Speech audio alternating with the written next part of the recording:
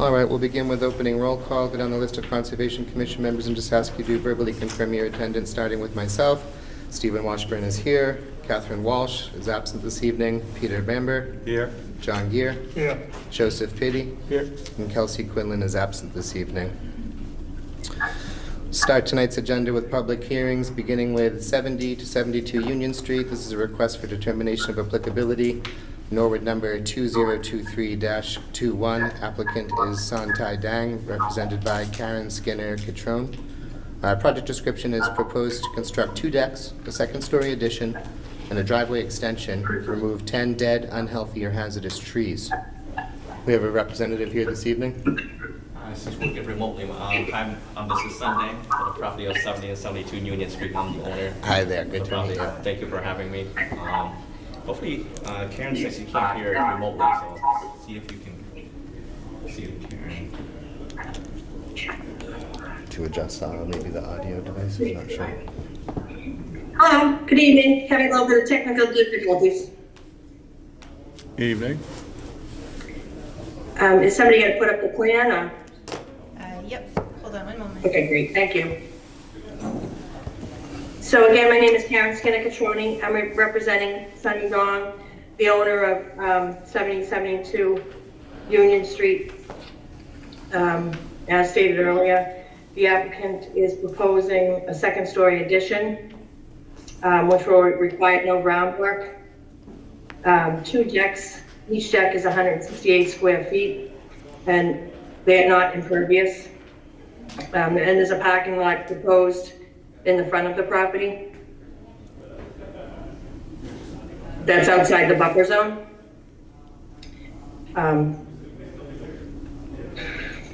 The applicant is also proposing to remove 10 trees. As you can see them marked on the plan there.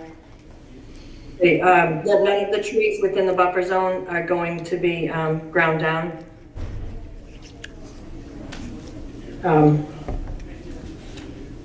So the 10 trees that are being removed, I'm sorry, there's a lot of background noise here, so it's difficult for me to hear. The 10 trees are unhealthy, dead, unhealthy, or threat trees. 3 trees are completely dead. 2 hemlocks have been heavily impacted with woolly lichens. 2 trees are high threat trees, and 3 trees have many scars and crevices in them. And several of the trees have developed bark inclusion, which can result in cracked trunks and broken trees. We're proposing straw wattle and silt fence, as shown in the plan. The erosion control is shown around the deck area, which will be the only ground construction area within the buffer zone. So I flagged the site on September 15th. Bordering vegetated wetlands were observed in the rear of the yard associated with Trap Hole Brook. Trap Hole Brook is more than 365 feet from the rear property line. FEMA shows no special flood hazard area. The property is within an ACEC, but the owner is not disturbing more than disturbing more than a half an acre, so it's exempt. So if you have any questions, we'd be happy to answer them. Ms. Rockland, what do you say about this? It looks good to me. I was noticing, the tree removal. Was wondering if trees could be replanted elsewhere on the lot to replace some of the canopy that would be removed. I think that would be ecologically helpful.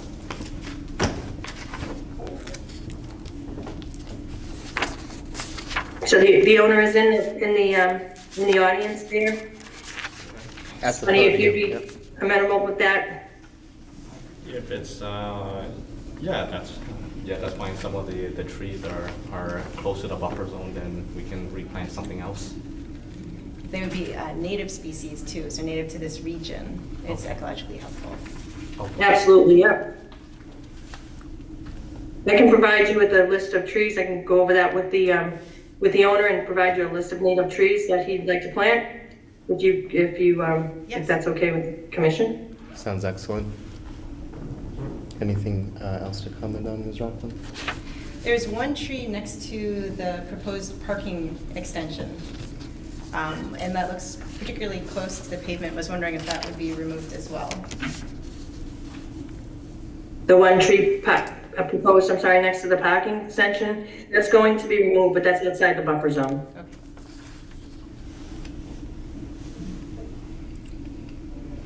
It seems like there won't be negative effects on the protected resources from this because of the small nature of disturbance.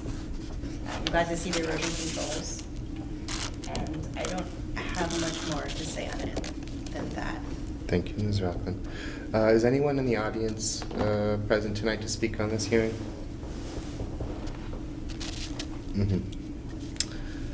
Commissioners, questions or comments? Mr. Gear, please. Is there anything in the no-build zone? So there's just one dead tree to be removed in the no-build zone? And that's a tree that's a hazard? I'm sorry, the no-build zone is the 50-foot? No, I know that. I'm asking if that, Well, no, I'm asking you that, I'm sorry. So there's 2 dead trees to be removed within the no-build So zone. it's a dead tree. yeah.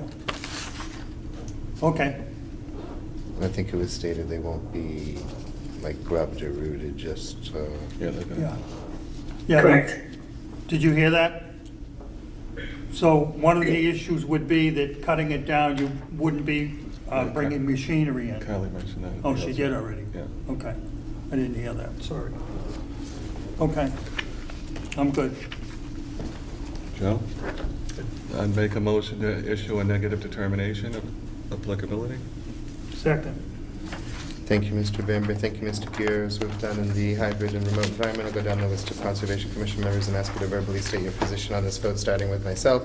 Stephen Washburn is in favor. Aye. Peter Bamber. Aye. John Gear. Aye. Joseph Pitti. Aye. Excellent, thank you for that. Thank you for guys. being here tonight. You're welcome. Thank you for having me. And thank you, guys. Thank you, have a good evening. Thank you as well.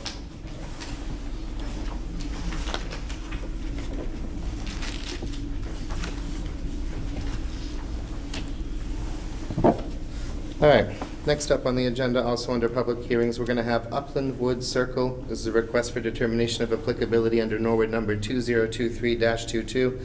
Applicant is Norwood Municipal Light Department, represented by Taylor Donovan of VHB.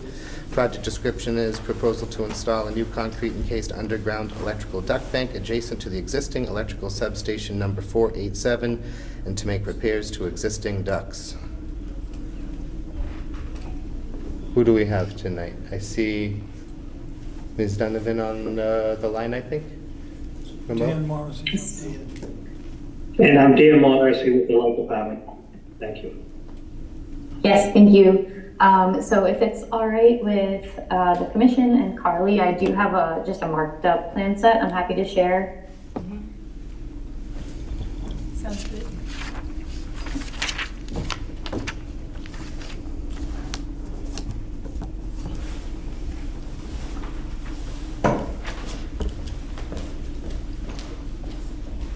Okay, can everyone see the screen okay? Yes. All right, so the Norwood Municipal Light Department is proposing, as you stated, minor work within buffer zone. So just to kind of orient everyone, shown in the light blue here is the delineated bank to an intermittent stream. Then in the dark blue, we have the 25-foot undisturbed buffer area, the 50-foot no disturb zone. The red line is the 100-foot buffer zone, and then the outermost dark blue is the 200-foot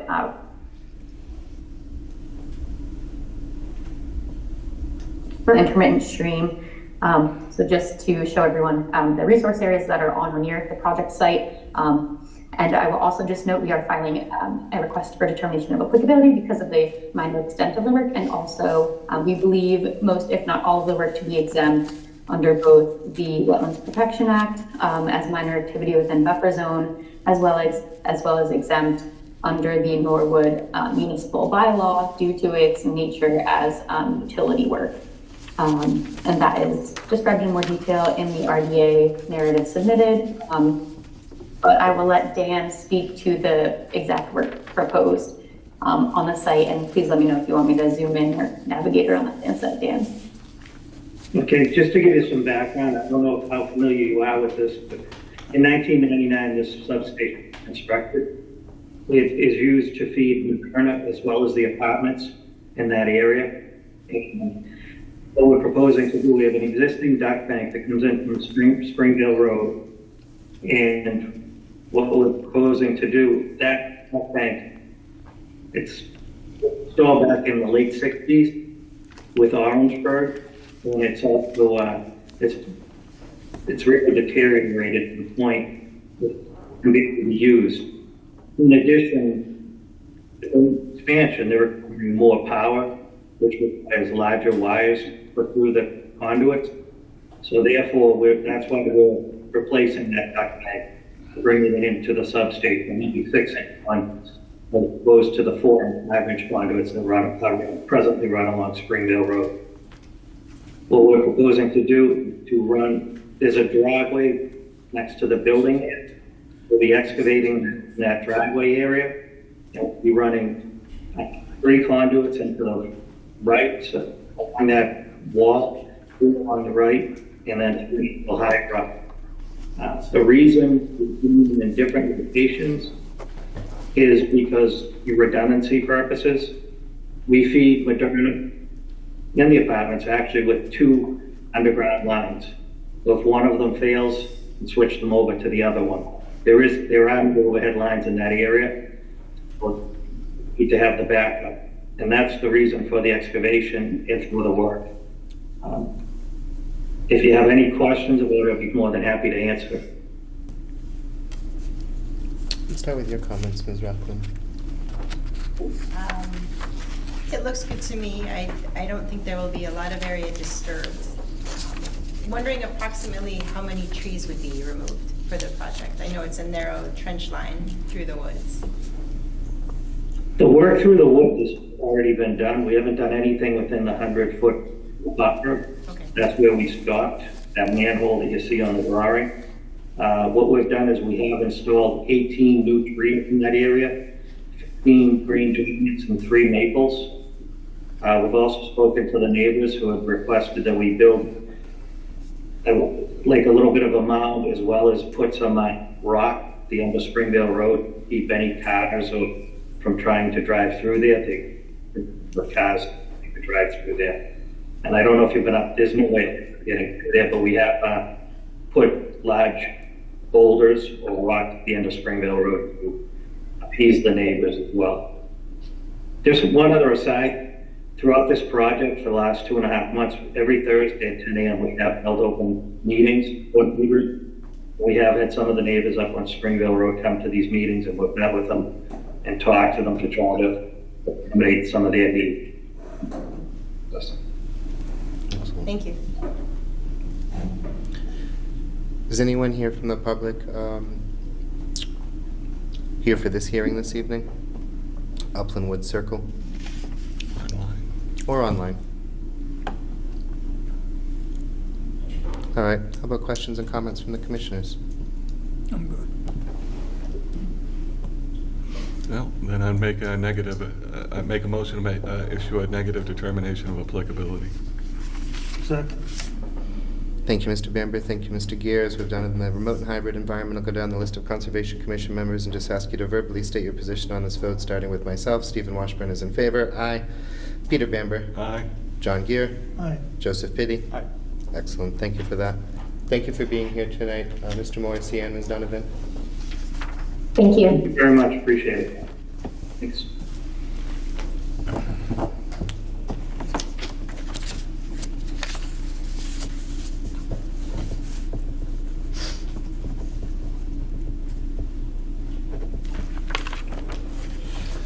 All right, next up on the public agenda here, public hearings. We're gonna have line item number 3. This is gonna be 1 Moderna Way, Moderna.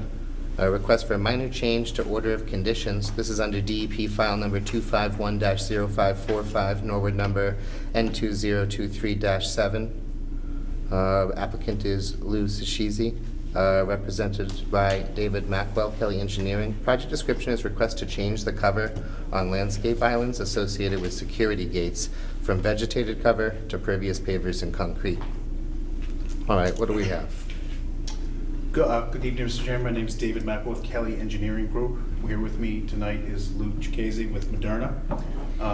Commission may remember, I think over the summertime, we came down with the project to upgrade security features throughout the 150 or so acre campus.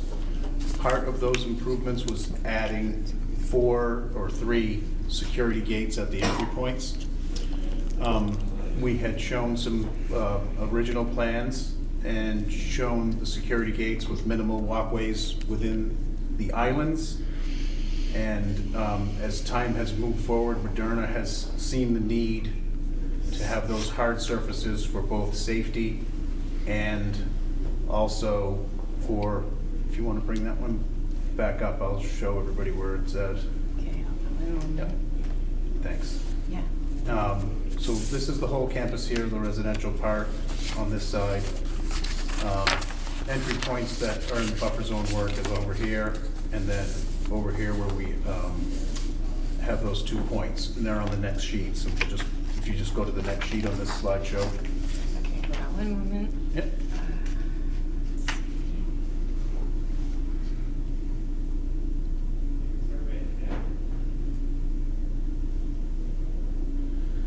So this is existing conditions on this side of this particular plan. Over here, where we have it hatched out here and here is where there's currently pavement. And then on the proposed plan, we show we're expanding the pavement slightly. We showed a big green area in the back, and that's where the gates and the fence goes through.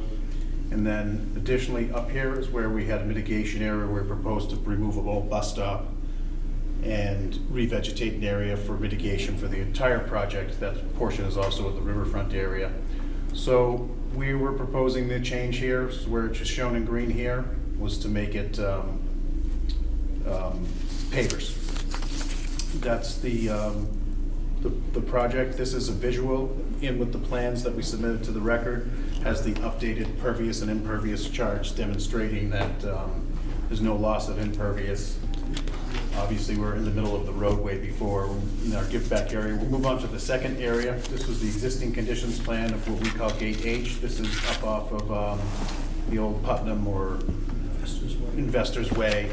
We coming into the campus here. We had, I just colored the places that were green within the buffer zones here. This is the existing parking lot. Go to the next sheet. This one I did the existing imposed on 2 sheets. So here, we're coming into the campus over on this side, coming through where all the trucking is supposed to come through in here, and then employees can come through down here. So if we can maximize that screen, so on this island, they want to put the pavers in. So what they've determined as they started using these is the guys walk on them all the time, and it was starting to get muddy when they started low and seeded. Lou gave me a call and said we need to put this whole thing in concrete. I told him for the winter, let's put some stone down, because then at least you won't have to take out the concrete, and let's figure out what to do. Carly came out to the site, Lou talked about that. We decided that we would just update the plans of record, file for the minor modification. So in this little island here, again, this is where the actual gates are themselves.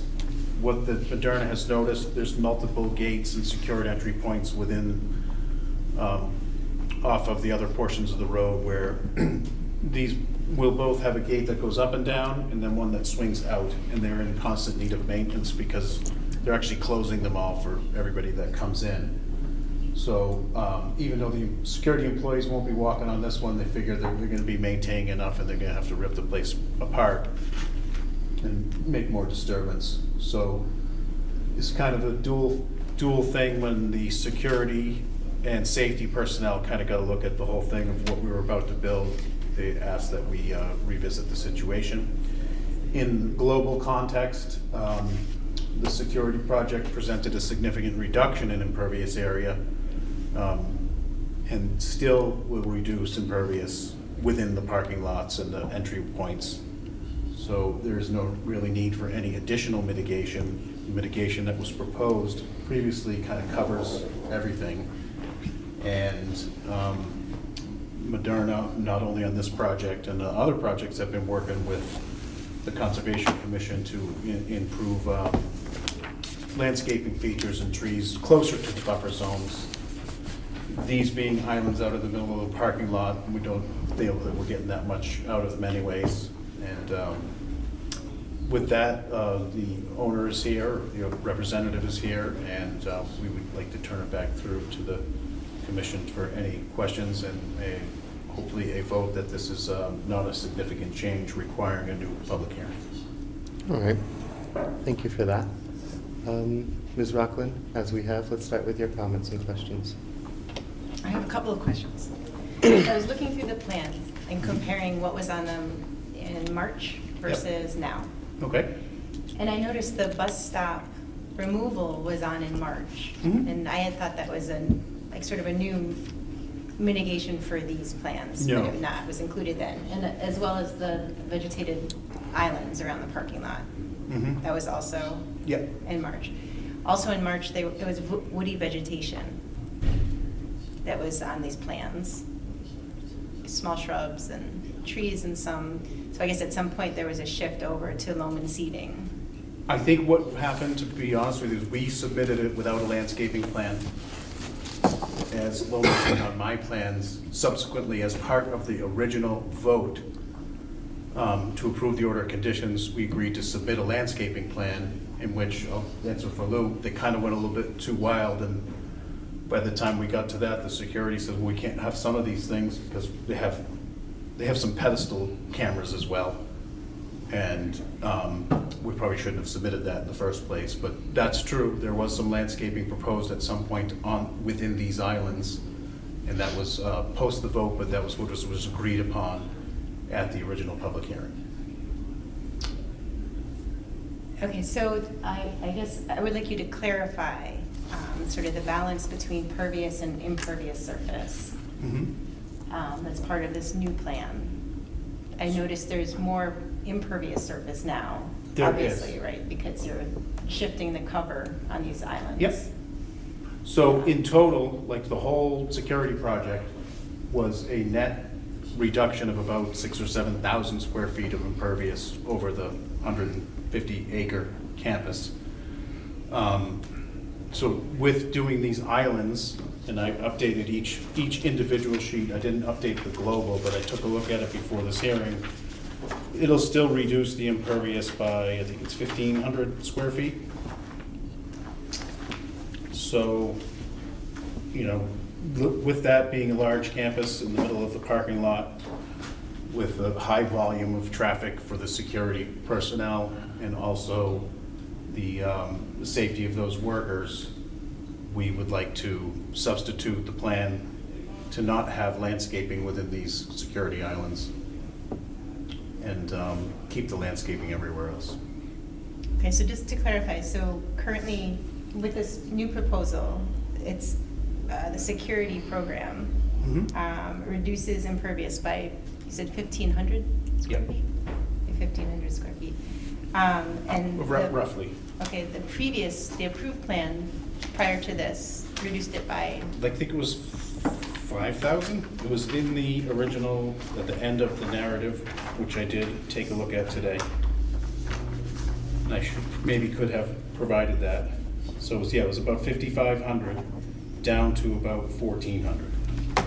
And that is with this gate and also the previous gate. And the applicant has agreed to put pervious pavers as opposed to just pouring concrete everywhere. okay, so there's a reduction of 1,100 square feet. Yep. In terms of, we would have had that much more that much more pervious surface with the prior plan. Correct. Okay, so that's something to consider. Right? It's, Yeah, so what's the there's more change? Is it 4,000 or so? Yes. Approximately. 4,000 of the original 5,500? Yep. That's a lot. I mean, if the commission is interested, we could seek another location to take some pavement out somewhere else in the campus, but the security personnel, I've pushed back, Lou's pushed back through me, and for the safety and security reasons, this is really the avenue that the operators of the site need to go.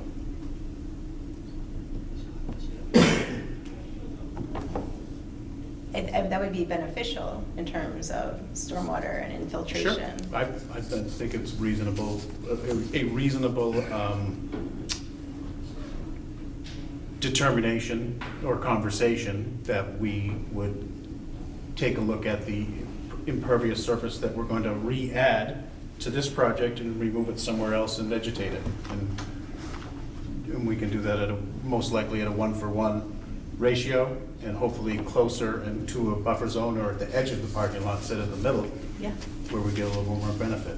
We just have to identify those locations. I hadn't looked at it this time, prior to this meeting, but I think a properly drafted condition will have us work with the agent to find that location that will be appropriate and the best place that works for everybody.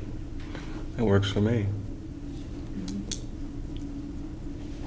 What are your thoughts, Steve? Yeah, I think that's a good plan. I think that just at a glance, trying to swallow, I mean, what is that, like 80% of the pervious surface or improvement disappearing, and classifying it as a minor change? I don't know. I feel like I would certainly, without further consideration as just described, want to retreat and really think about this. But I think if we have this concept or idea of reducing pervious area elsewhere to compensate for the impact that we're describing here, then it doesn't seem so dire. I think that, I'm speaking for Lou, but I think that's reasonable, and I think we can seek an area out within the campus that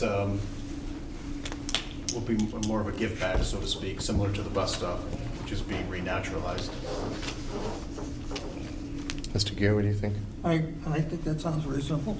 I don't have a problem with that at all. Mr. Pitty? I'm a sport man. Hmm. Mr. Bamber, you like that? Yes, I do. Do we have anyone from the public, in person or online, in the community here to speak on this hearing this evening? 1 Moderna Way. Mm-hmm. All right, what do you think, Ms. Rockland? What are recommended next steps? Perhaps a suggested motion? We want to shift the wording, maybe add to the order of conditions to indicate what we just spoke about, finding the equivalent impervious surface to remove elsewhere on the property.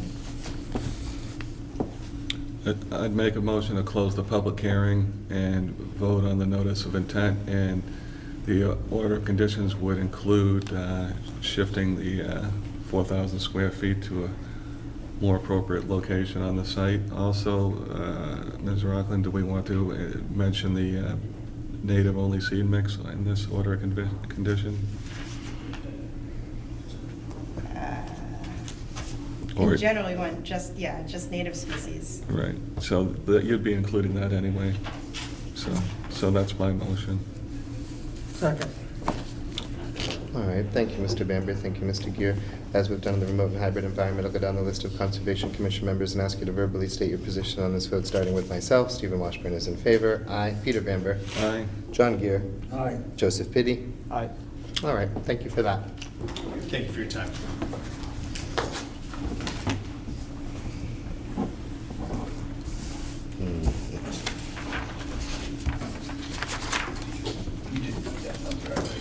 Thank you so much. And we'll follow up and maybe just do a sidewalk with those locations. Okay.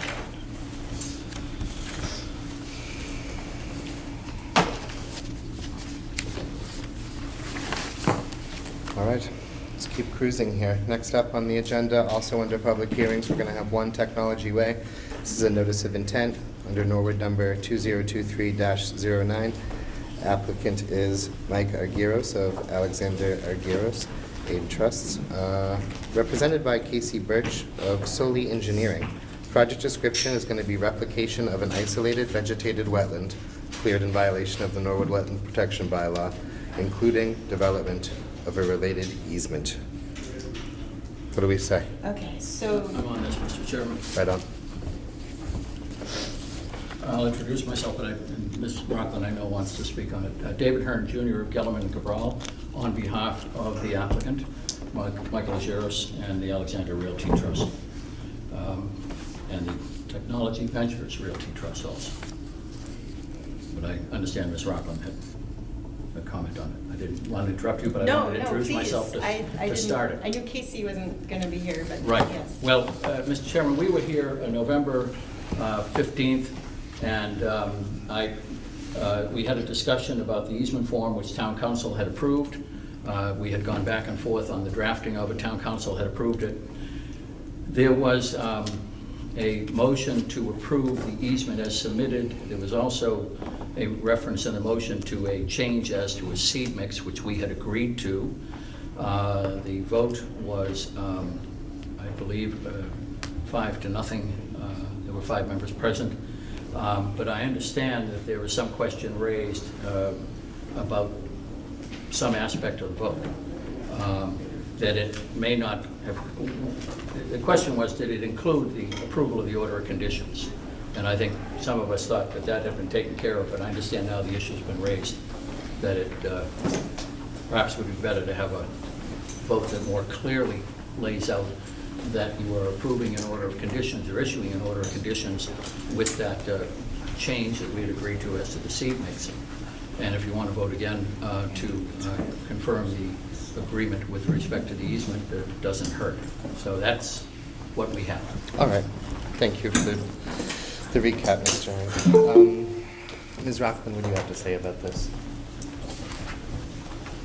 At the last meeting, we approved the easement, but we didn't end up closing the public hearing That's the other point. Yes, thank you for that. and voting on the NOI, issuing an order of conditions. So we gave suggested orders that you have, and it includes a native seed mix and a couple of more items. All right. Are there new items No, everything that's been, that we had discussed the last time? And So, we can read these two here, if that would be appropriate. yeah, go for it, Ms. Rockland.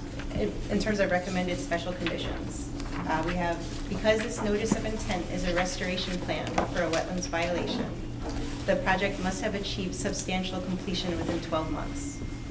Failure to initiate or complete the project shall constitute a violation of this order. Also, if work has stopped for more than 10 days, the site shall be temporarily stabilized with native vegetation or biodegradable geotextile. And finally, that all plant species should be of native origin. Applicant to use native plant species instead of non-natives, for example, instead of the green rye, Japanese millet, barnyard grass, or Pennington's Smart Seeds Sun and Shade Mix suggested by the applicant previously. And otherwise, it's standard conditions.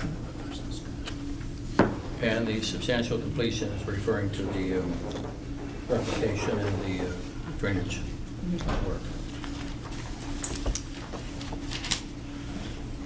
Okay, I have not, unfortunately, had a chance to talk with our engineers on this. We're hearing this for the first time. We'd asked if there was a draft, when we asked if there was a draft order, I guess there wasn't one available at that point. I leave it to the commission what you want to do. I would have preferred to be able to discuss with my client and with our engineers those conditions to make sure that there's no issue. We understand on the seed mix, we're okay with that. I guess what you're saying is if work stops more than 10 days, you need stabilization of the site, not unreasonable. As suppose the one question I can't answer is whether substantial completion can occur within 12 months. I can't speak to the type of work, I'm not an engineer, or weather conditions that could affect it. I suppose if that's the condition and we run into a problem, we would come back and ask for an extension. So if that's what the commission is inclined to put on as the conditions, then I guess we would probably go forward tonight. All right. Is anyone online or in person here to speak on this public hearing this evening? All right. Commissioners, questions or comments before there's a motion?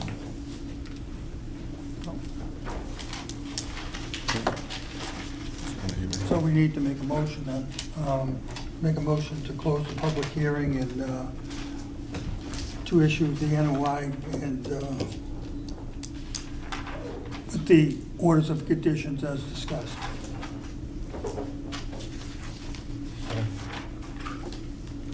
Thank you, Mr. Gare. Thank you, Mr. Pitty. As we've done in the remote and hybrid environment, I'm going to go down the list of Conservation Commission members and ask you to verbally state your position on this vote, starting with myself. Stephen Washburn is in favor. Peter Bamber. Aye. John Gere. Aye. Joseph Pitty. Aye. We have 2 absent. Thank you for that. Perfect. Okay. Thank you, Mr. Hearn. All right.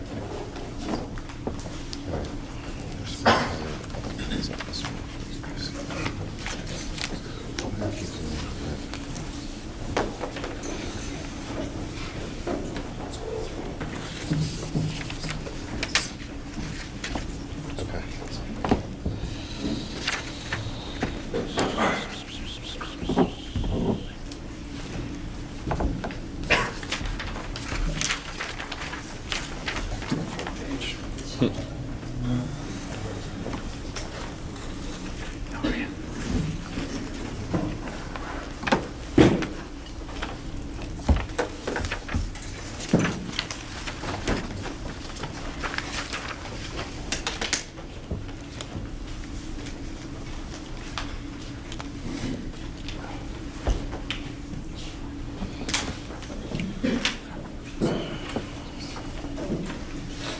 All right, next up on the agenda, also under public hearings, we're going to have 76 Prospect Street, Prospect Grove Estates. This is a notice of intent under Norwood number 2023-06. Applicant is the Marion Group LLC, represented by Dan Merrican, Legacy Engineering. I believe we also have Mr. Hearn here. Good evening, Mr. Chairman, members of the commission. David Hearn Jr. of Galvin and Cabral on behalf of the applicant. Mr. Chairman, when we learned only after we got here this evening that you're operating without 2 members tonight. And we think that this is a matter that has engendered such interest and discussion back and forth that everybody would be better served if we had a full board to proceed. So we're going to ask now for a continuance on the matter. I don't know, I think your schedule calls for December 27th and then some date in January as far as the next couple of meetings.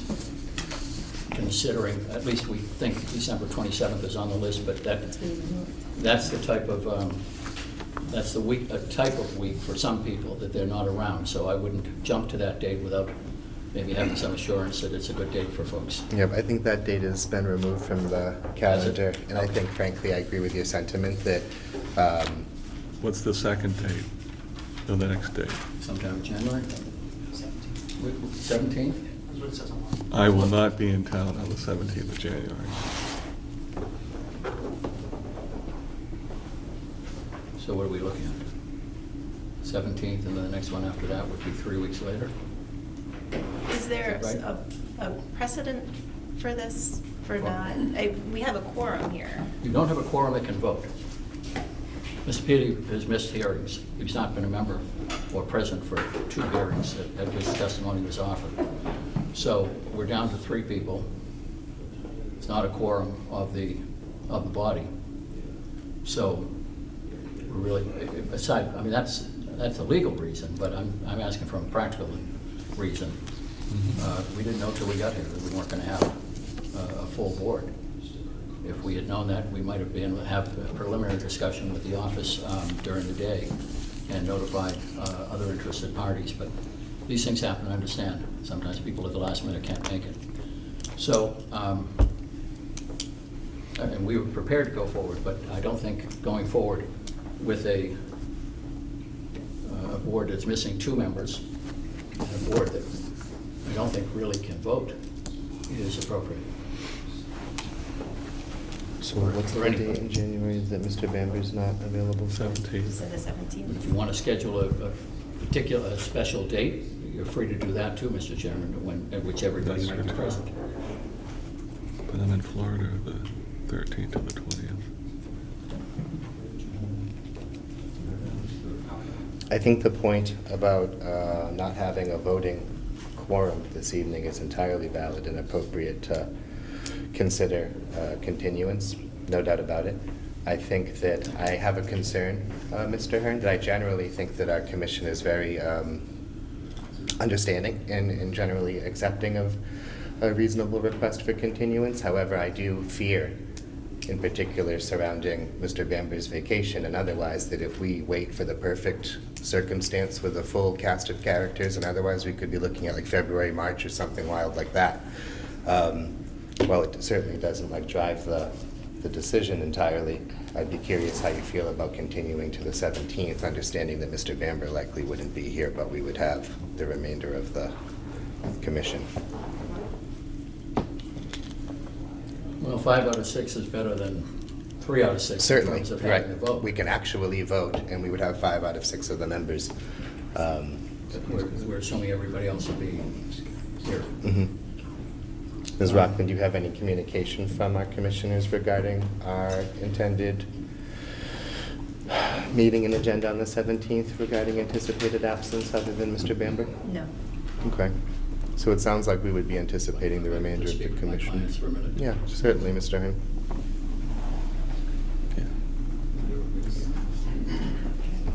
Yeah, we'll be around too, Mr. Chairman. So 17th would work. I'm not going anywhere. All right. I'd move to continue this to January 17th at 7:30 p.m. Have a second? Yes, second. Thank you, Mr. Bamber. As we've done in the hybrid and remote environment, I'll go down. Chair made the motion. Hmm? The chair made The the chair made motion. the motion, okay. I just want to have my notes to be accurate here. Yes, sir. As we've done in the remote and hybrid environment, I'll go down the list of Conservation Commission members and just ask you to verbally state your position on this vote, starting with myself. Stephen Washburn is in favor. Aye. Peter Bamber. Aye. John Gear. Aye. Joseph Fitty. All right, so 7:30 on the 17th 17th of January. Because I shared Steve, can I just ask a question? Certainly. Are your members allowed to participate by Zoom? So if Yes. Mr. Bamber wasn't available, if he's in Florida, couldn't he still participate? If his schedule allowed for it, yes. Okay. Yep. Yeah. It's a possibility. I don't want to interrupt your vacation. Not to put him on the spot, but if his availability allowed for It it, is a yes. possibility. Thank you. We're all set with this one? Yeah, You can let them go home. certainly. Thank you. Unfortunately, frankly, I was Well, I know, we were ready. I got the next one.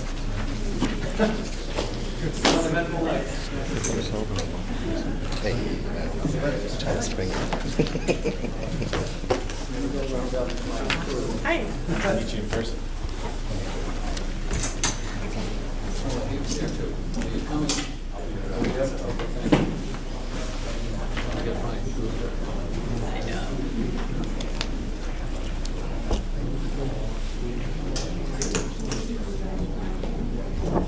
I'm just going to give it a minute to clear out here before we proceed.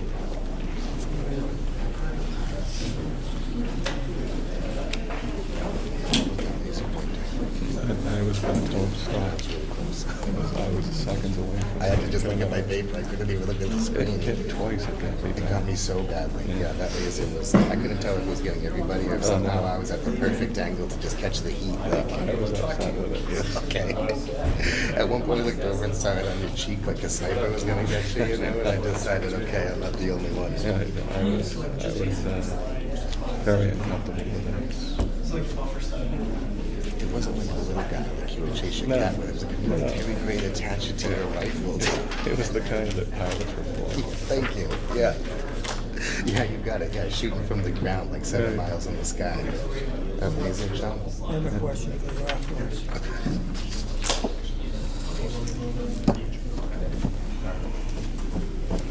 What else did I say this evening? That's great.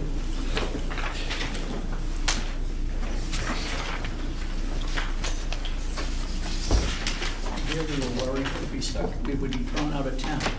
I honestly said we'll be there till midnight if they let us. I don't think they'll let us. All right.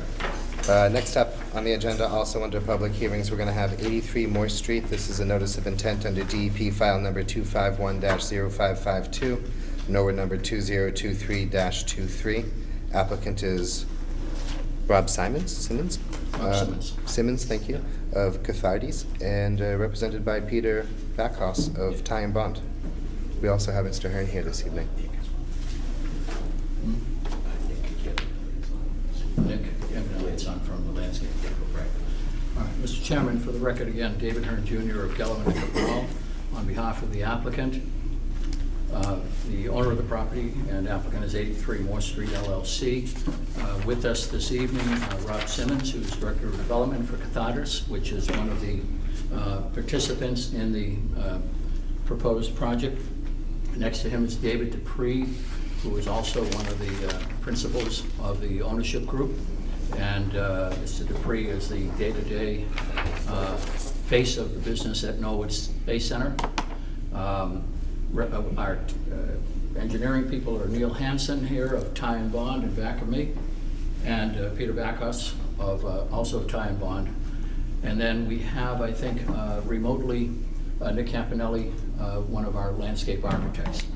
Very briefly, this is a project at the Norwood Space Center located at 83 Morse Street to build a residential building with 146 residential units, replacing several old buildings that run along the Neponset River. If you're at all familiar with the Space Center, you'll know, and if you're not, I'll tell you that it was built in the early 1900s by Bird and Son. It was their linoleum manufacturing plant and their innovation center.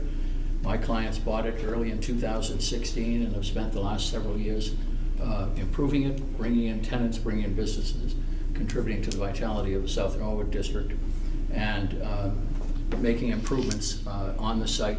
We now plan and hope to be able to build a residential project that will bring further improvements to the site. It will move some of the structures back from the river that are presently along the river bank, improvements to the river bank. We intend to have a riverfront park available to the public, and make other improvements, continuing what they've been doing.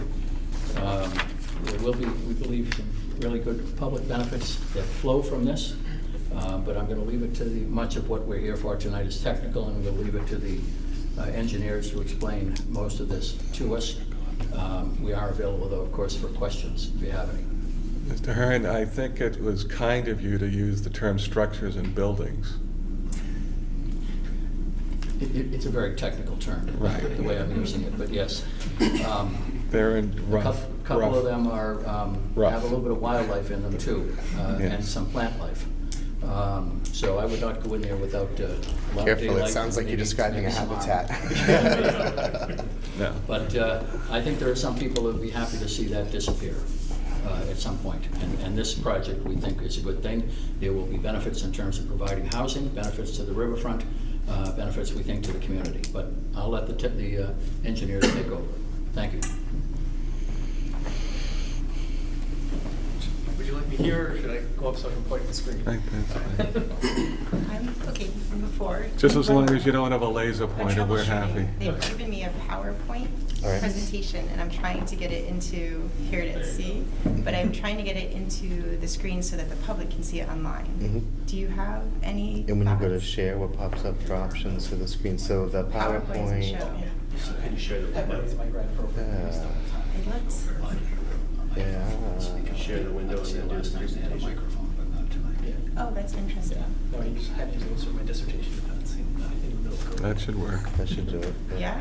Should I be just seen. pulled it up though. I mean, how do you know? Oh, you would have to what hit, people can see? you make sure you hit, select the window on the left in the. So if you click on that window right here, you click on that. This? Yes. Yeah. And then now hit click the share. blue share button that popped up. Yeah. And then switch to the PowerPoint. Thank you. Thank you That all. should- Yeah, there we go. We're good? Perfect. All right. If you For click the on record? slideshow as well, it might be easier for, Where's that? sorry, just right Up up the here, so top. everyone can see. I appreciate your Yeah, help. no worries. Not now. Thank you. And then from the beginning.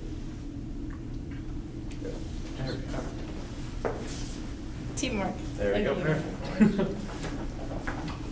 All right, so for the record, my name is Peter Backus. I'm a project environmental scientist at Ty and Bond.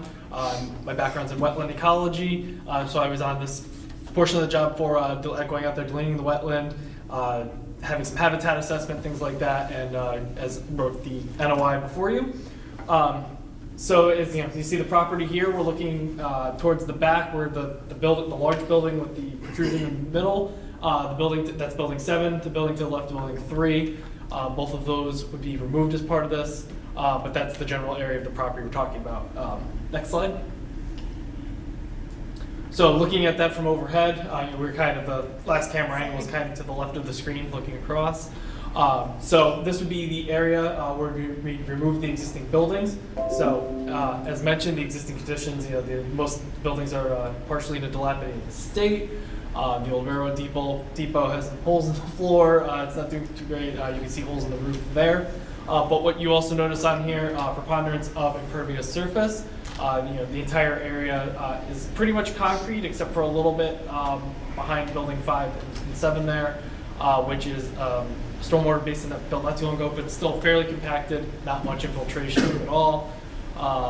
And so, we're looking at pretty much, an old existing mill complex. So we're looking at buildings, driveways, parking lots, all of that there. Next slide. Nope. Okay.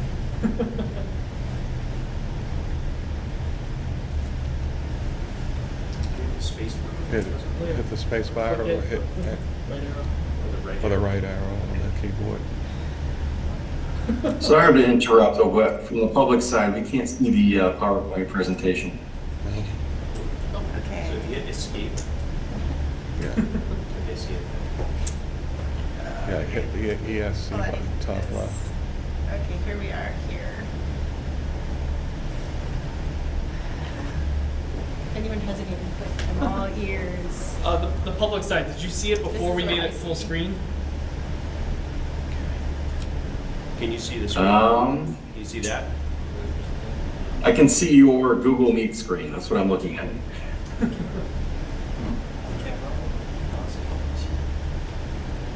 Chance to screen share. Yeah.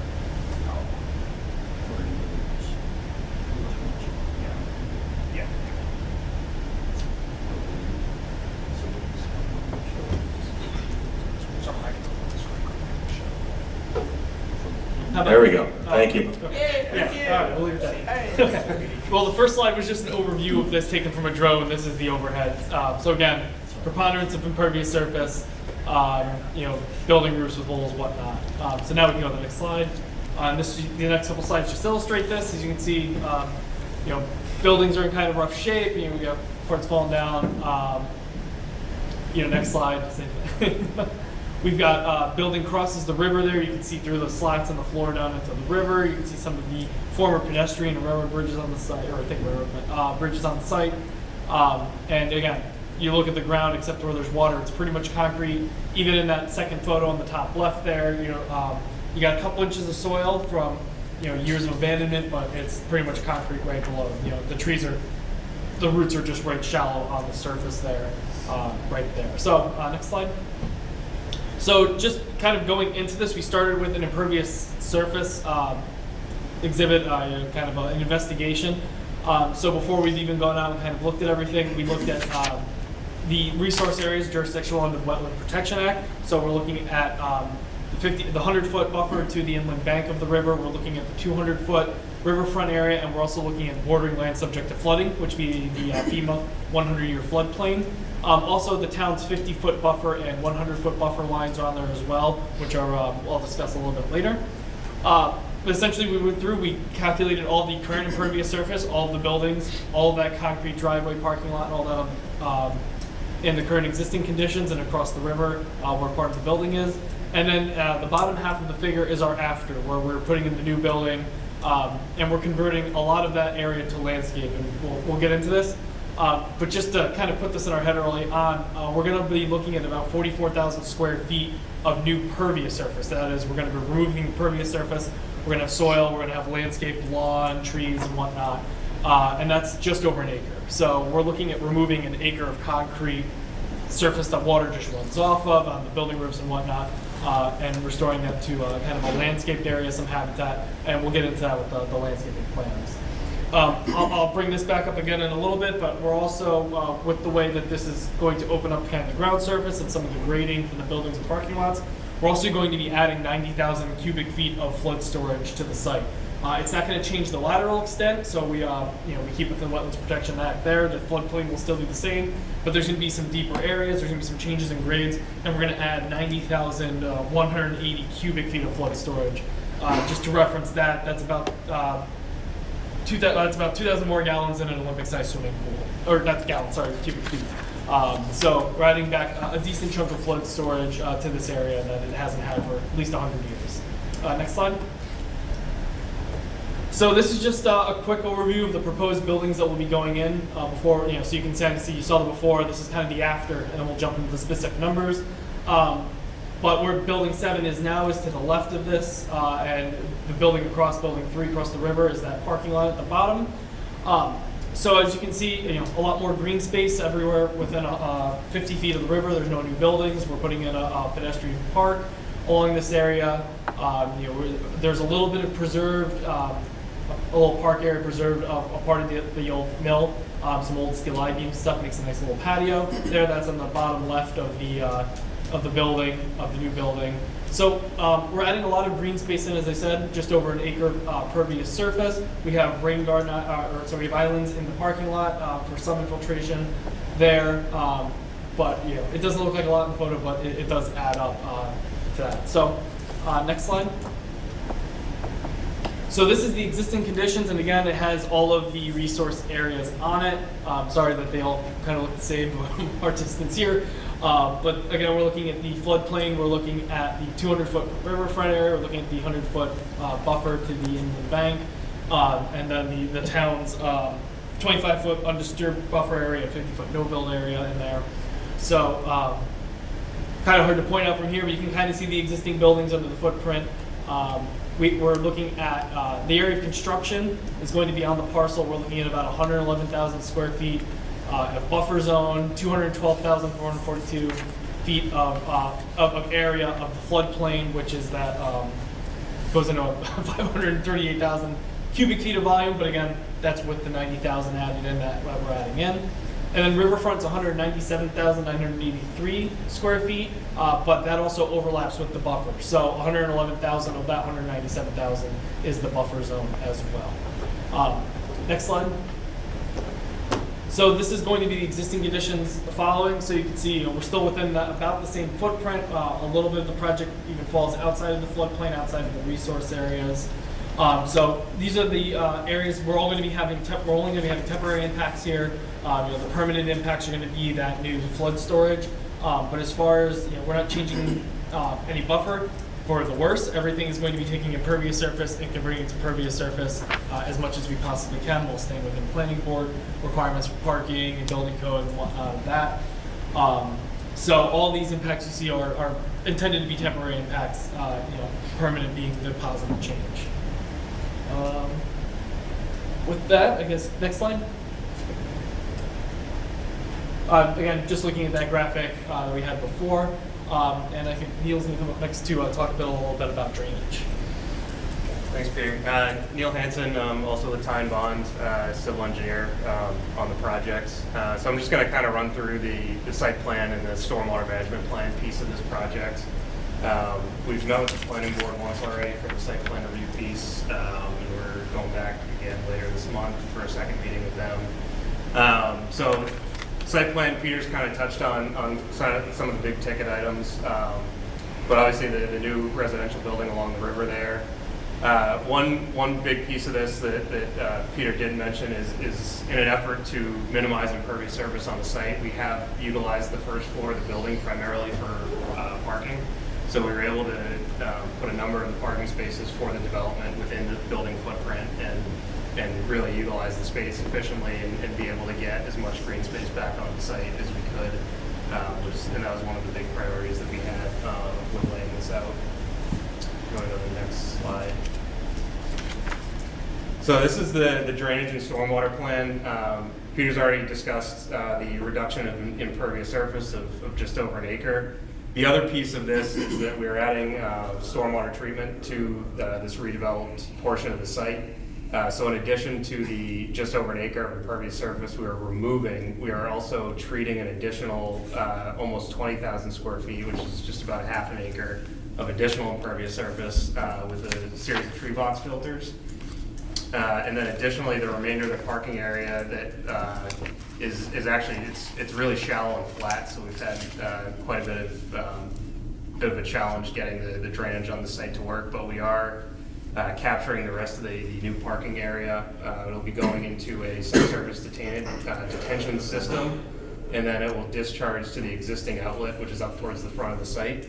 Prior to that outlet, there is a water quality unit existing out there, and by utilizing the detention system, we will be able to continue to use that water quality unit as it exists out there today, which will get some stormwater treatment for the remainder of the redeveloped portion of the site.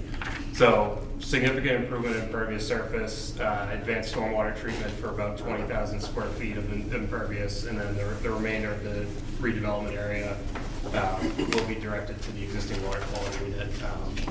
And then so number of improvements on stormwater from what's out there today, which in this rear part of the site that we're discussing as part of this project is nothing. A lot of pavement, a lot of direct sheet flow to the river. So a big improvement from the drainage perspective on this project. You want to go to the next sheet? This is the ground floor of the building. So again, as I let off with, the majority of the building is ground floor parking with the lobby and amenity space in the middle there. That lobby space and amenity space spills out into an outdoor amenity space, which is sort of the brown and grayish patio area, slightly elevated above that river walk that's adjacent to the river there. That upper amenity area will be for the use of the residents of this building only. And by having it elevated a little bit, there will be a row of plantings along there to sort of delineate the space. The reason for that delineation is the river walk and then the park down towards the bottom left of this page is going to be open to the public to come out, walk down the site. Obviously with this ownership group that they've done a lot of work at the Space Center, bringing people in, and the idea is now that the people are coming into the site, we'll give them access to the river as well, and down to that park area on the bottom left of the page there. Go to the next sheet. So these are just a couple of the renderings that were prepared by the architect as part of our site review process, but we wanted to share them here as well because this gives a good look of the area along the river that we're going to be redeveloping. So that image on the left is sort of taken from the perspective of the bridge that goes over the river now, looking back towards the project site. And then the two on the right are along the Riverwalk area. The top left is that public amenity space, which has that I-beam, the existing portion of the mill structure that we're going to try and retain that Peter mentioned. And then the bottom right is looking down that Riverwalk with the private amenity area to the right there, and then the public Riverwalk in the middle. Now, Nick, our landscape architect's on. Nick, I don't know if you want to, if there's a good point for you to kind of talk about some of the planting plan that you've developed for that riverfront area. And I think the next, Sure, thanks, Nick. I think the next slide might have some of the other I'm not sure. No, That's it. That's it. Okay. Go for it, Nick. Thanks, Neil. Is it possible to go back to one of the landscape plans? You just hit the arrow. Go left. back. There it is. There we go, perfect. Thank you. For the record, my name again is Nick Campanelli with MDLA Landscape Architects out of Boston, representing the project. So Neil and Peter did a great job of an overview. I'll give you kind of the next layer on top related to the landscape. So as far as like minimum requirements and what we're showing on the plan, just, you know, to kind of hit the check marks, there's a need for 355 plants for the project. We're exceeding those in both categories, 125 trees and 10 times as much, 3,500 plants. Most of that is on the riverfront side, where we're really looking to restore a lot of the riverbank on both sides of the property within our limit of work. That in combination with a dry native pollinator mix, really to help stabilize the slopes and really establish a day one natural layer along the riverbank that over time will mature and require little maintenance.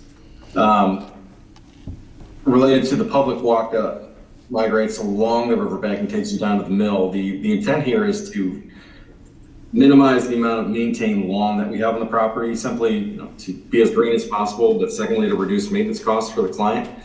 Where I'm going with this is that river walk, and as you approach Plan West towards that mill space, the intent is to have a boardwalk or a walkway that meanders through meadow-like landscaping or vegetation. So you're not walking through manicured lawn. It's really meant to feel native. And you can see we're really starting to stagger trees in here. The intent over time, again, is to have a natural feel, so nothing feels too forced, too man-made.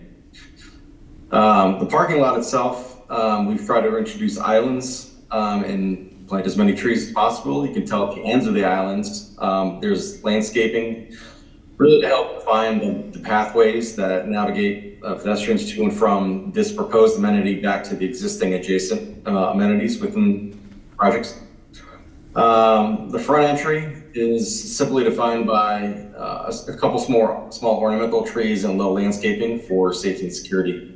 The front of the building, which is planned north on this, that faces the main parking lot, we've spent a lot of time trying to squeeze the parking lot as much as possible to give room to that front facade of the building, allowing vestigiate upright trees and low foundation planting to frame the front of the architecture. And the last piece I'll just say, and then we can move on, and happy to field any questions the group might have. The plant list, seed mixes, trees, shrubs, we've made a couple modifications over the past couple weeks to go fully native with the plant list. So with that, I'll turn it back to the rest of the design team and or questions. Thank you. Just have a couple points in this. We go back a couple slides. I thought I had one more. I guess I forgot to put it in. There's also, there's a slide that says ends, and then there's more after that Yeah, slide. no, it's still before. I just didn't insert it. A couple more. There we go. I just want to make a couple more points on this, just from the permitting perspective. We got talking about the mill so much. I forgot to mention, we are looking. This does fall under the historic mill complex exemption for riverfront area under. I have it written down. There we go, 310 CMR 10586K, there we go. But anyway, it's in the permit. All these buildings did exist prior to 1946. They were still standing in 1996. The driveways, as I mentioned, all of that was all there at that time. So we are looking for that exemption for riverfront area. I know at the town level, that doesn't quite apply. That seems to be only under the Wetland Protection Act. I didn't see anything specific under the town, but I did look through your riverfront area, so we did still provide an alternatives analysis, even though it wasn't required under the Protection Act. And I just want to put forward that this area is highly developed. It is what is the highly degraded? There we go. It's under the Wetland Protection Act, under the normal riverfront exemption. So I hope you would consider that. Here it does go past some of the thresholds. We are, we are working in the no-build area and the no undisturbed buffer area, but only to, get that area back to pervious surface, not to develop it further, aside from the boardwalks coming through. So I just wanted to put that out from the permitting side. I know there was a lot in that NOI, so happy to answer any questions in that period coming up. With that, I think, anything else? Yeah, we're open to the floor for that. All right, Ms. Rockland, let's start with you. What do you say? I think this is an exciting project. I think there's room for exciting stormwater treatment techniques to work within this project. I know there's some already. I think there's conversations ongoing with the town about increasing stormwater treatment and green infrastructure on site. So I'll be looking forward to hearing more about that, how that progresses. I'm excited to hear about the native plantings, the meadow-like feel, less maintenance needed, which is great. When I last looked at the plan, the one that we have, I was noticing there was still some non-native plants, and there was reference to hay bales, which should be straw bales, to reduce chance for weed spreading. I think that is about it of what I have so far. All right. And have we heard anything from Town Engineer Mark Ryan about his comments related to the stormwater system? I have not. We have a guest in the audience. Holly. I can answer that. We got a memo from the planning department, I think it was late last week or early this week, that did have comments on it from the town engineer, and we are actually speaking with him tomorrow to discuss those further.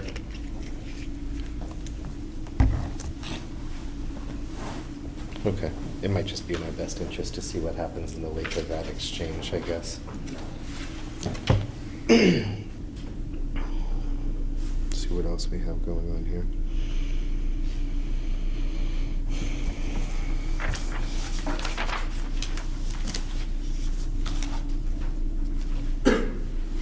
Soils information about the site? There was a note about test pits at some point, but maybe not yet.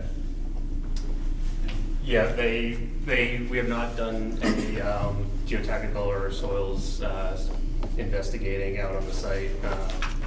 We were actually talking earlier up front, and Dave was telling us that there's a pretty high water table out here. So that's kind of what we expect to find when we do get to that stage.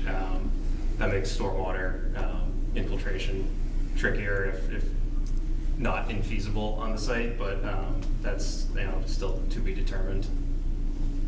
And there's no existing data to help inform things at the moment, is that true? Not that I have, no. Okay. So obviously, like, soil composition and groundwater elevation are going to play a massive role in what's happening here with the stormwater. Correct. Like the potential solutions and otherwise, right? Yeah, and so right now, we have the site designed for filtration, detention, and then there's that water quality unit that exists out there that I had talked about. All of those technologies and systems work in any sort of soil condition. They're all closed systems. And we meet the stormwater standards for the site with what is currently on the plans. Ideally, if soil conditions allow, we would like to explore other options, but at this time, we are operating under the assumption that we will not be able to infiltrate, and we have designed to still meet stormwater standards without it. Okay. Regarding infiltration, and I think maybe a capped area on the site, how are you looking at that relationship between the restrictions associated with the cap and infiltration and otherwise? I mean, like I said, the current plan does not contemplate infiltration. Mm-hmm. So right now, there's no infiltration occurring. It's all going to be all treated. Yes. No untreated infiltration. Other than what would naturally occur from. Right. Yeah. Just to be clear. All right. Do we have anybody online or in person here to speak on this public hearing? I see a familiar face in the audience. Are you just listening? Okay. Anybody online? I don't have a view of the cameras at the moment, but I think if you speak up, we would hear you. All right.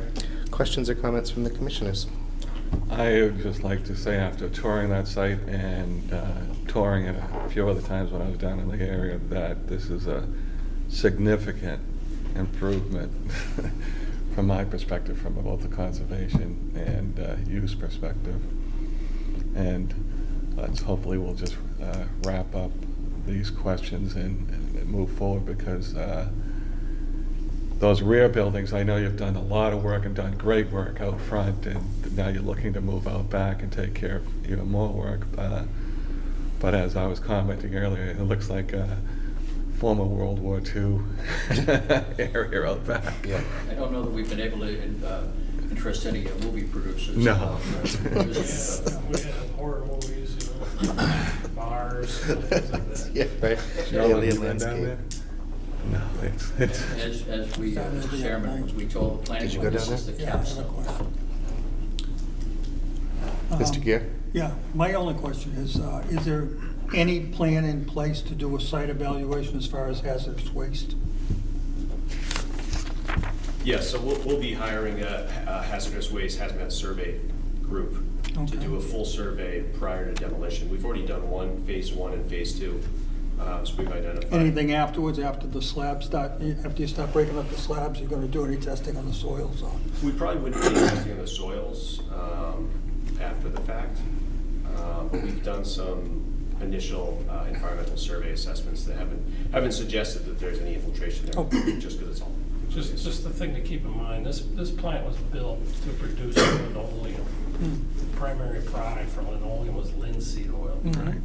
So, you know, the tar and gravel plant was always Yeah, right. certainty. You know? So far, it's just a matter of whether we found any of the underground fuel tanks or, you know, whatever in the past. Other than that, it's been very clean. Good. Excellent.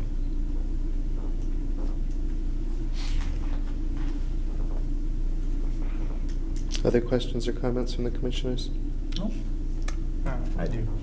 From Go ahead, Mr. Beatty. From an amenity standpoint, it might be a conversation for a future time, particularly along the body of water that's adjacent to the property. It might be worth having conversations about signage and educating people who might be residents or use it otherwise, to avoid littering, having trash receptacles, things like that. Otherwise, it seems like a great project. Thank you, Mr. Piddy.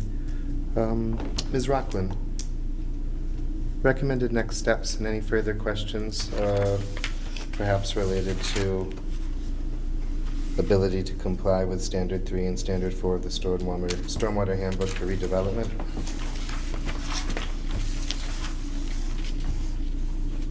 I know, I'm looking forward to hearing more about stormwater treatment and how it progresses from all the conversations that you'll be having with town staff. Would you have a specific verbiage? No. What are our recommended next steps then, Ms. Rockland? Seems like there's so much to unpack here, frankly. Yeah, I would think to continue to the next meeting and learn more. Is the next meeting acceptable from your perspective? We're going back to the planning board on the 18th. We were with them, we were scheduled to be with the planning board this past Monday, but we got a lot of comments that came in Thursday and Friday last week. So it made sense to put it over, to give us a chance to respond to those and also meet with a couple of department heads, Mark Ryan. We've been talking to the fire department. I think the light department perhaps, just to go over a few of their questions. So we do go back to them on the 18th. We expect we'll have answers on those. We'd already submitted a spreadsheet of 50 different responses, but there's more. In terms of what you folks might be interested in or concerned about, I don't know. I think we're happy to come to the next meeting. I think. Yep. I think, you know, some questions might come up. We'll hopefully get them. We'll answer them. I think it's more about the stormwater situation. Yeah, I think when that gets more firmed up. When you have information about that, I guess is what we're looking at. Yeah, does it make sense to come to the Typically, next we don't- meeting? We on don't this? dig in the parking lot until, you know, kind of pre-construction, just because it's an active parking lot. Would that be a requirement to get that soil information, or could it be a condition that we would do that prior to finalizing the design? That's the only problem, is that the only way to achieve that information is to start digging up the active parking lot. We've designed the system to not need infiltration, so it would only be, if we find out that we can, we would change it accordingly, I believe, right? Yeah, so, and then the other interesting piece too is, as we were digging into some of the town engineer's comments this week that we've been looking at, is the site as designed actually meets the standard for groundwater recharge solely from the removal of impervious surface. So when we actually do that calculation out, we are showing a net increase in groundwater recharge existing to proposed without actually having a dedicated stormwater infiltration system on the site. And then to Rob's point, the area that we would look to do it is right in the middle of the existing parking lot. So the only way to really get accurate information is to go and start digging holes in the existing parking lot, which we would like to avoid, if at all possible, until we're ready to actually start going to construction. The system that we have, the detention system, are concrete chambers, and they can be built with or without a bottom to them. So it's just as simple as, if we can infiltrate, when that system gets ordered, they build, it's the box without a bottom. And if we can infiltrate, it's a solid box. And that's the difference between the system, whether or not we can infiltrate, and it's pretty simple. There would be no redesign of any other component to it. Holly wants to speak. All right, Ms. Jones. Thank you. Through you, Mr. Chair. One of my comments. Well, could you identify yourself, please? Yes, my name is Holly Jones. I live at 51 Concord Ave in Norwood, Massachusetts. One of my comments has been thinking beyond the infiltration of the stormwater, that the Conservation Commission does have very strong language about looking for green stormwater infrastructure as sort of a first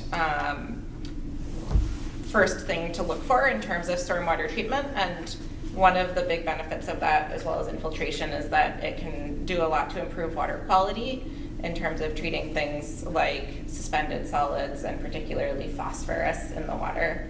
And I'm not sure where the BMPs are at in terms of meeting stormwater standards for phosphorus, but I think I think it's possible that there's opportunities on the site for more green infrastructure that could help with those water quality standards for the Neponset that haven't been explored, whether it's in the islands or possibly in the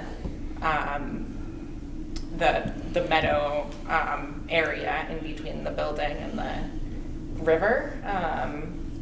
And the 3 tree filter boxes are good, but and do a lot of that work, but are very sort of small BMPs for the size of the site. So I'm wondering if there might be opportunities for bioswales or something along those lines that could help further that goal as well.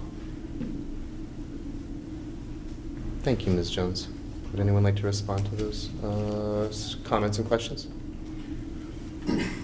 I can talk to the parking lot piece, or you can, why don't you go first? I can if you want. Yeah. So we have explored a lot of options for stormwater treatment on this site. The biggest problem we have is that this entire site is almost all at the same elevation, and the existing stormwater outfall, which we are connecting to, is very shallow. A lot of stormwater treatment devices require significant elevation drops within the system for them to function properly, and we just don't have the elevation for a lot of those systems. For example, early on we were trying to use the larger of the 3 parking lot islands as a small rain garden. The issue we ran into there was elevation based. So we also looked at putting in more tree box filters than the 3 we have. The problem with the tree box filters is the outlet is 1.5 feet below the inlet, and then again, we couldn't get the pipe to the river. So those are some of the challenges we were running into with that. We looked at, on the back side of the building, potentially putting in a small or linear rain garden. The problem we ran into there was how do we get the stormwater to that rain garden from other portions of the site? And then again, how do we get the stormwater out of the rain garden to the river when the only outlet we have is at the front of the site? So there was a lot of challenges. We did look at a lot of different options. Not to say that there's not other options we couldn't look at, but I do want to leave you all with the impression that we have looked at this very thoroughly. We've thought about it a lot, and where we are at now is what we feel is the best solution. But again, if anyone has suggestions of other things that we may not have thought of, we are certainly more than happy to look at other alternatives as well. The thing we have learned since January 2016, redeveloping this site, we're at the bottom of the barrel. Everything flows downhill, and we're at the bottom of the hill. So this property is known to have been flooding in the past hurricanes and storms throughout the centuries. And we found evidence of that, throughout the property. But in 2017, when we buried the whole new drainage system and the separators and everything else that were here, and in 2010, the Army Corps of Engineers tore out the culverts here and put in the new riverbank here in that bridge. It all works. So when Norwood flooded, a hospital disappeared, this didn't flood at all. So the system that's in place now is working very well. It was evidenced by witnessing that storm. Whether that's a 100-year storm or 500 years, I don't know what it was, but it was significant. So what they're trying to deal with now is how to add more, to the site. And that's what he's discussing right now, the difficulties. So they have looked at this in multiple ways and come up with a plan that seems to work. And just to close on that, so Holly and the team actually asked us to look at this back in October. So we've been looking at all, that's why he's had so much time to look at all those options. In addition, we've been trying to keep these green areas intact as best as possible. There are other various departments that, for safety reasons, have asked us to remove this, that, and that. Starts with an F. So we're working with them. We think we could potentially remove 2 parking spaces and get them the turn they need while saving these green areas and Ts. But just wanted you to know, we've been working through that for the last 3 months, and we continue to work through that. Unfortunately, we're kind of in the middle of one of the different departments. We're trying to manage through the process, and satisfy everything. Ideally, the more green we have, the better. Yeah. And that's why I was curious, would it make sense to continue out to a later date or not, so. But. Better if you guys go talk to the fire department. I'm asking, not telling. Beyond January 17, I guess, because we decided that's really the next. That's the next meeting, so it would be the meeting thereafter.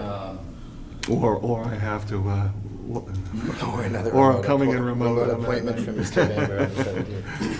So much for vacation, that's okay. Is the parking inside the footprint of the proposed building structure subterranean or at ground level? At ground level. I suppose I'm somewhat hamstrung on the idea of being able to perform a complete stormwater analysis without any understanding of the soils or groundwater table, but I guess if there's no opportunity for infiltration whatsoever from the groundwater and you could just put this thing on Mars and it wouldn't matter, I guess that's where we're at. Right. Well, that's what we did. Right. It kind of looks like it in some of the photos, sir. They did a great job We don't put a leveling, drain in it. Yeah. leveling the site when they built the plant. It's flat. Yeah.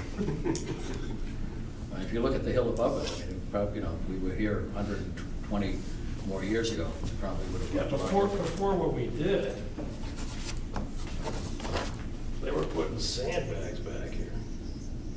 Our predecessor. When I came out there was, it looked like World War I, that was back here. The bunker? Yeah. So that was how they were fighting the flow. This system works.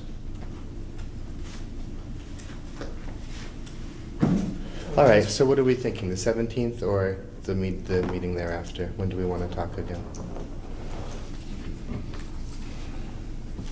I guess that my concern is that you're going to meet with Mr. Ryan on the 18th, or was it the? We're gonna meet with him tomorrow. Tomorrow. It's the planning, right? And On the planning. 18th? We go back to planning the 18th of Well, whatever December. comes from Ryan tomorrow. Oh, is gonna be on the December, planning not board. January. Right, I'm Okay. talking about- No, no, Okay, no, we only, okay. we put it over 2 weeks. It's just to be able to respond to the comments that we got last week. Okay. So we'll have I think we'll have a better understanding certainly by the time of the December 18th meeting on some of these open questions we've had with different departments. Yeah. On the concerns you have, I think what Neil has said, David and Rob said, is only so much we can do when it comes to stormwater. The existing systems work to protect the place from flooding, in terms of flooding, but, what can we improve upon? Mhm. And I'm It's- so stuck on being able to completely understand that without understanding soils or groundwater. I'm so stuck on it. Holy. Ms. Jones, I see you. That was Mark Ryan's comment as well, so you're not alone in that. Okay. Well, certainly would welcome more information in that regard, whether it's historical boring information or more generalized state level soil profiles or anything about groundwater elevation and soils. So I will say on the soils, because obviously there needs to be some basis of soils design when doing a stormwater study. And so for the site itself, because most of it is impervious, the underlying soils don't really factor in too much. For the offsite and the hillside portion that runs down onto the site that's included in the study, we did use the Web Soils NRCS soil data for that, what I guess we could call offsite soil information. And that is how we figure out the flow coming onto the site from offsite. So we did use the published soil data to develop the stormwater report. The resolution of that data, of course, is intended to be used at a particular scale or whatever. So the watershed for this site is actually rather large because the whole hillside flows down onto the site, and that was all included. So really what we would use the soil information, the test pits for, is to determine the groundwater elevation and if infiltration is feasible or not. Couldn't a boring be used to determine that, other than a significantly disruptive test pit in the middle of the parking lot, or You no? can determine groundwater elevation with a boring, but you can't determine the seasonal high water elevation with a boring, and that's the line we would need for stormwater infiltration purposes. Mhm. And that you need an open test pit. Interesting. Okay. Well, welcome to see what comes out of the conversation with Mr. Ryan tomorrow, what comes out of the meeting with the planning department, and it sounds like we'd be more than ready and equipped for another conversation on January 17th when we meet again.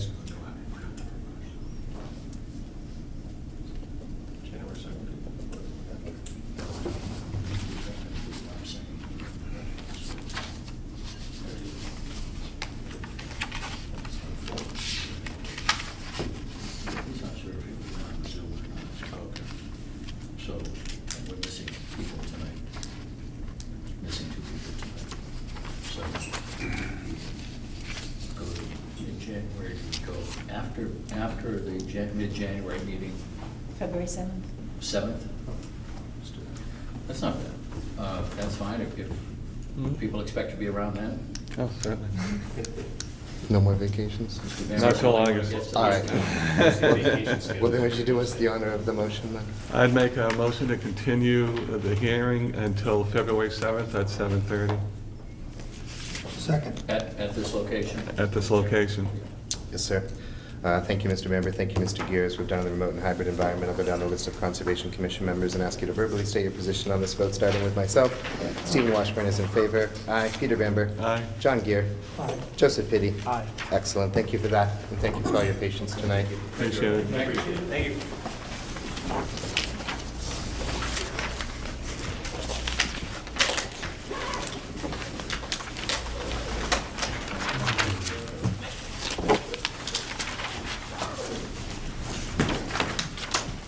Thanks.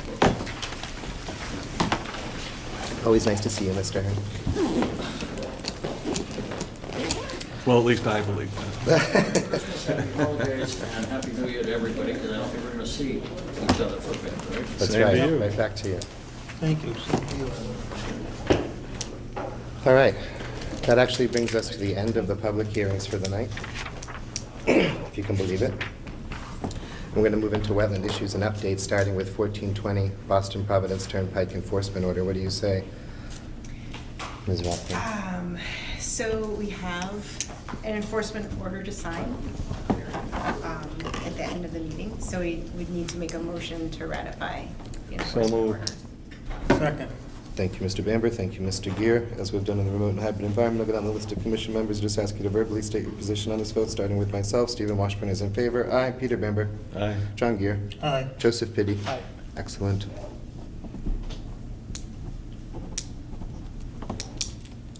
Ratified. Next up on the agenda, also under wetland issues and updates, it looks like we have unexpected alteration at Bernie Cooper Park at the St. John Ave cul-de-sac expansion. What is going on here? So this is a continuation. Last time we heard that there was dumping. It's actually, someone has gone in and sort of like flattened out the area around the cul-de-sac to make it a larger area and move dirt into what will be the Bernie Cooper Park. Not just dirt, but Could you show also me fill. on like Google Maps or something? Just pop open a tab and maybe just search for St. John Ave, Norwood. Perfect. Yep, Norwood. And then if you just click on that map, and then hopefully in the bottom where it says layers there, if you would swap it to the aerial imagery just to provide a more real-world perspective and show me the cul-de-sac and where we're talking about this filling and flattening, maybe some grassroots grading or something going on. Okay, yeah. Yeah, if you could just use the visual aid to describe what we're talking about, that would say a lot for me, I think. Use the. Just explain with that map up so I could understand like the area of, it sounds like fill, is that what we're saying here? Yeah, I have photos. Let me see if they're That's great too. in here. Do I have that right, Carly? Like what we Yeah, initially that's thought was right. just kind of like road dumping actually seems like intentional filling grading happening? Yes, and so we touched base with Chris Cassavant of DPW, who wasn't familiar with, and touched base with Mark Ryan, Yep. who I don't believe was familiar with this either. Oh, he was, you have news.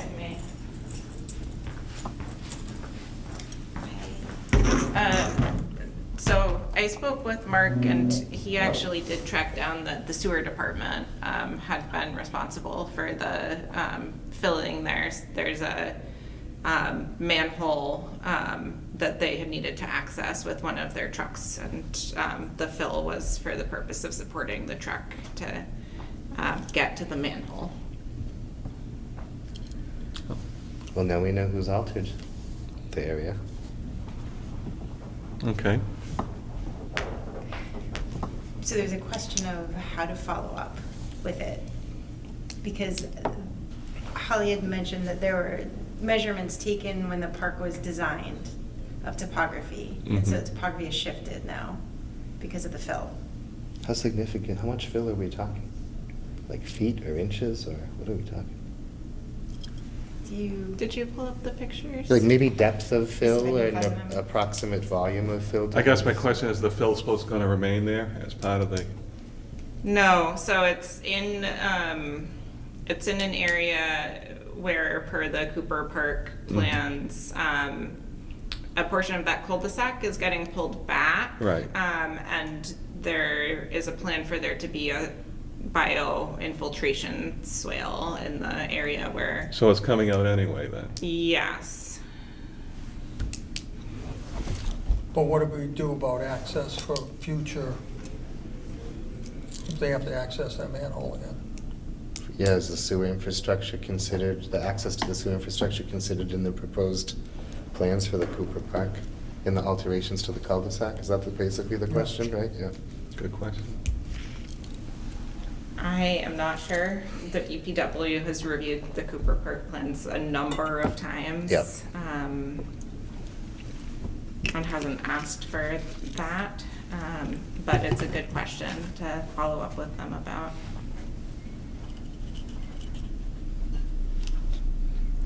So the material would have just come from like the town yard, something like that was used for fill. We don't have any concerns about the quality of the material used for the application. It came from the town, so it likely, yeah, okay. This is the cul-de-sac.